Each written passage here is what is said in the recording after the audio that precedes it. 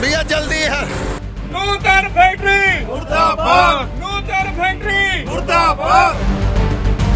गरीब ट्रक मालिक को इंसाफ दो, हक की लड़ाई में आवाज दो।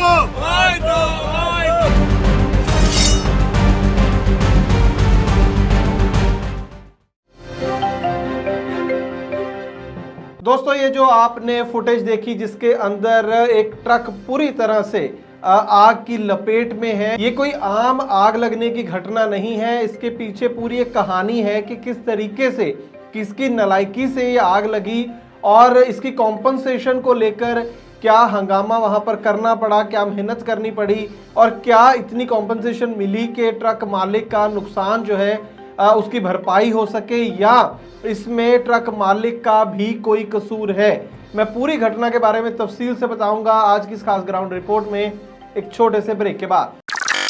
ट्रक हो या बस, टैक्सी हो या ऑटो, छोटा हाथी हो या पिकअप, इन सब का बीमा सिर्फ और सिर्फ ट्रांसपोर्ट मॉल से। बस गाड़ी की आरसी और पुरानी बीमा कॉपी ट्रांसपोर्ट मॉल ऐप में डालें या 90-831-90-831 पर व्हाट्सएप कर दें, तो गाड़ी का बीमा सिर्फ और सिर्फ ट्रांसपोर्ट मॉल से।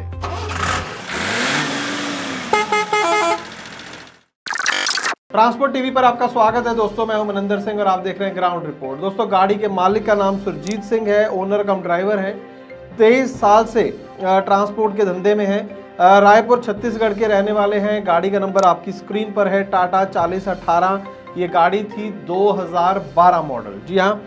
और 5 जनवरी 2023 को इनको एक बुकिंग मिली, नागपुर महाराष्ट्र से माल लेकर रायपुर छत्तीसगढ़ जाना था, कोयला था गाड़ी में, और 283 किलोमीटर का डिस्टेंस था और पहुंचना था नूतन इस्पात पावर प्राइवेट लिमिटेड में।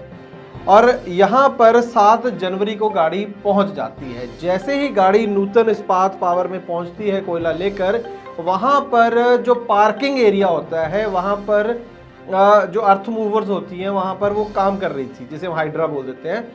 वहाँ पर कुछ काम चल रहा था, तो गाड़ी की जो प्रॉपर पार्किंग स्पेस है वहाँ पर गाड़ी पार्क नहीं हो सकी और वहाँ पर कोई गार्ड भी नहीं था उस दिन। और वहाँ पर जब उसने पूछा कि भाई मैं गाड़ी कहाँ पर लगाऊँ, ना पार्किंग है, तो कहाँ पर ये गाड़ी की अनलोडिंग वगैरह होगी, तो उन्होंने एक इशारा किया वहाँ पर उनका जो स्टाफ था कि आप यहाँ पर गाड़ी को पार्क कर दीजिए। उसने बताया और उसने अपनी गाड़ी जो थी सुरजीत सिंह ने वहाँ पर गाड़ी को पार्क कर लिया। लेकिन वो जो एरिया था वो प्रोहिबिटेड एरिया था। प्रोहिबिटेड एरिया यानी वर्जित क्षेत्र जिसे हम बोल देते हैं, कि वहाँ पर कम से कम गाड़ी खड़ी करने के लिए वो सही एरिया नहीं था। उसका कारण ये था कि साथ ही में जो काम हो रहा था वहाँ पर आग का काम हो रहा था और कई चिंगारियाँ वगैरह इधर उधर निकलती रहती होंगी, जिस वजह से एक ट्रक का या किसी भी व्हीकल का वहाँ खड़े होना, और ख़ास करके जिसमें कोयला लदा है, वो सेफ नहीं था। अब लेकिन ये बात जो थी वो गाड़ी मालिक को जो नहीं पता, जहाँ पर उसको बोला गया वहाँ पर गाड़ी खड़ी कर दी। ये बात उनके स्टाफ को ज़रूर पता थी कि ये प्रोहिबिटेड एरिया, गाड़ी यहाँ पर खड़ी नहीं हो सकती। लेकिन अब नॉर्मली हम देखते हैं कि नॉर्मली गाड़ी मालिक हो या ड्राइवर हो, गाड़ी लेकर जाता है किसी बड़े प्लांट के अंदर, तो वहाँ कितनी की उसकी रिस्पेक्ट होती है और कितनी की उसकी चलती है। अगर ड्राइवर को पता भी होगा तो भी उसकी हिम्मत नहीं है कि कह दे मैं यहाँ पर गाड़ी नहीं खड़ी करूँगा। उसको होता है कि फटाफट मेरी गाड़ी अनलोड हो और मैं पैसे लेके चलता बनूँ। लेकिन वहाँ पर गाड़ी खड़ी करनी इतनी महंगी पड़ गई सुरजीत सिंह को कि कुछ ही देर के अंदर, जैसे ही वो कागज़ वगैरह लेके अभी ऑफिस के अंदर गया ही था कि मैं माल लेके आया हूँ, इतनी देर में कोई चिंगारी वगैरह शायद वहाँ से निकली या क्या हुआ कि गाड़ी के अंदर एकदम से आप देख सकते हैं कि भीषण आग उसके कैबिन एरिया के अंदर लग जाती है। बाकी जो पीछे माल लदा था वो काफ़ी हद तक सेफ रहता है, कैबिन एरिया जो है गाड़ी का वो पूरा जल जाता है। और इसके बाद एकदम से जो सुरजीत सिंह का कहना है कि मुझे कुछ समझ ही नहीं आया कि मुझे करना क्या है, मैं क्या करूं। उस जो इमीडिएटली तो उस समय जब आग लगी तो वो फायर एक्सटिंग्विशर के लिए भागा। अब यहाँ पर एक चीज़ और नोट करने वाली है कि उस एरिया के अंदर कोई भी फायर एक्सटिंग्विशर था ही नहीं।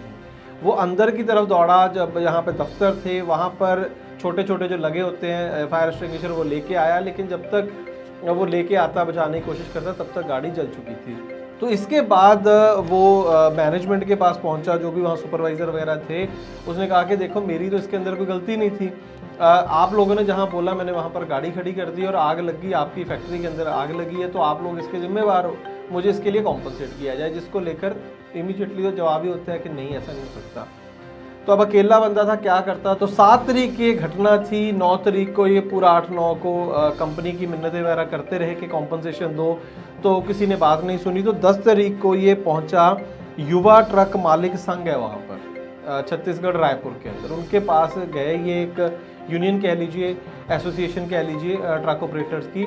तो उनको जाके उन्होंने बताया कि ये मेरे साथ हुआ है। बहुत ही सराहना करनी होगी, ये जो संघ है युवा ट्रक मालिक संघ, इनके लोग इमीडिएटली वहाँ पर पहुँचे, वहाँ पर धरना किया, वहाँ पर प्रोटेस्ट किया इन्होंने, आप देख सकते हैं क्लिपिंग के अंदर। तो इनके ये जो प्रोटेस्ट वहाँ पर हुआ, उसकी वजह से 4-5 घंटों के अंदर ही जो फैक्ट्री के ओनर थे या कोई सीनियर अधिकारी हैं, शायद सौरभ उनका नाम है, तो उन्होंने 2 लाख रुपए की कॉम्पनसेशन बताया जाता है कि गाड़ी मालिक को देने के लिए वो मान के इमीडिएटली उन्होंने दी।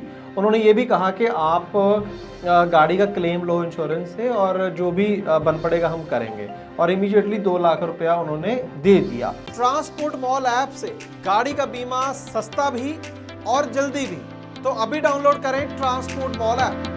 अब यहाँ पर जो मैंने शुरू में एक बात कही थी, यहाँ पर देखिए, पहले तो मैं आगे बढ़ने से पहले ये जो युवा ट्रक मालिक संघ है, इनकी तारीफ करना चाहूँगा। नॉर्मली बहुत सारे हमने किस्से देखे हैं कि बंदा गाड़ी लेके गया, पार्टी ने भाड़ा नहीं दिया, वहाँ पर कोई फ्रॉड हो गया। तो मैं हमेशा कहता हूँ कि जो लोकल लेवल के संगठन है, राष्ट्रीय को छोड़ दीजिए, राष्ट्रीय के काम अलग है, लोकल लेवल पर जो संगठन है वो बेहद कमज़ोर हैं। वहाँ पर कोई आप दूसरे राज्य से जाते हो तो आपको लवारिस समझा जाता है एक्चुअल में, इसीलिए लोगों की इतनी जो लूटपाट हो जाती है या फिर ठगियाँ हो जाती हैं कि उनको पता है कि मालिक तो 1000 किलोमीटर दूर बैठा है, क्या फ़र्क पड़ता है।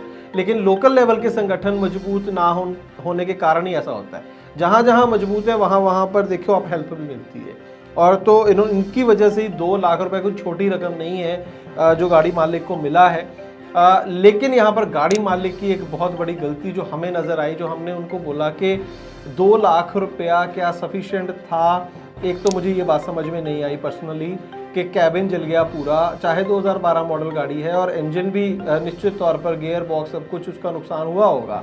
तो 2 लाख रुपए, चलो उन्होंने 2 लाख रुपए कॉम्पनसेशन दी। तो जब हमने इनको पूछा कि आपको इंश्योरेंस से कितना पैसा मिला, तो हम थोड़ा इनके जवाब से हैरान हो गए। तो उन्होंने कहा कि मैंने ये डिसाइड करा कि मैं क्लेम लूँगा ही नहीं।